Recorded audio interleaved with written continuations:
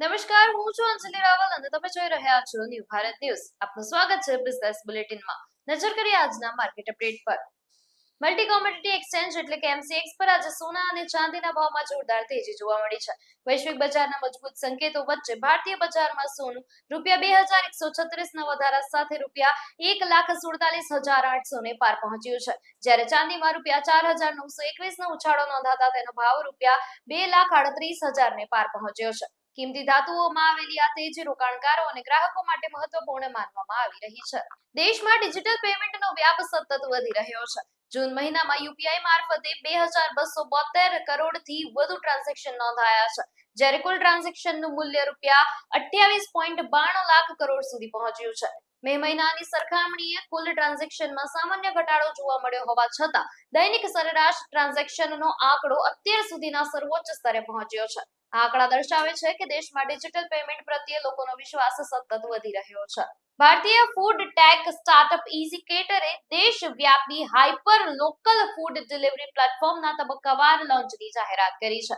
કંપનીએ વડોદરાથી તેની સેવા શરૂ કરી છે અને શરૂઆતના થોડા જ અઠવાડિયામાં 33,000થી વધુ એપ ડાઉનલોડ નોંધાયા છે.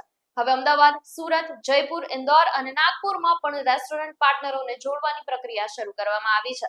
કંપનીનો દાવો છે કે પારદર્શક અને ઓછી કમિશન વાળા મોડલ દ્વારા ગ્રાહકોને વાજબી કિંમતે સેવા મળશે, જ્યારે રેસ્ટોરન્ટોને વધુ નફાકારકતા મળશે. જૂન મહિનામાં ઇક્વિટી કેશ સેગમેન્ટમાં ટ્રેડિંગનો વોલ્યુમ ઘટ્યો છે, જ્યારે ફ્યુચર્સ એન્ડ ઓપ્શન્સ એટલે કે F&O સેગમેન્ટમાં ટ્રેડિંગમાં વધારો નોંધાયો છે. એનએસઈ અને બીએસઈમાં કેશ સેગમેન્ટનો સરેરાશ દૈનિક ટર્નઓવર 7% ઘટાડા સાથે ₹1.41 લાખ કરોડ રહ્યો છે. તો બીજી તરફ F&O સેગમેન્ટનો સરેરાશ દૈનિક ટર્નઓવર 3% વધારા સાથે ₹500.6 લાખ કરોડ સુધી પહોંચ્યો છે.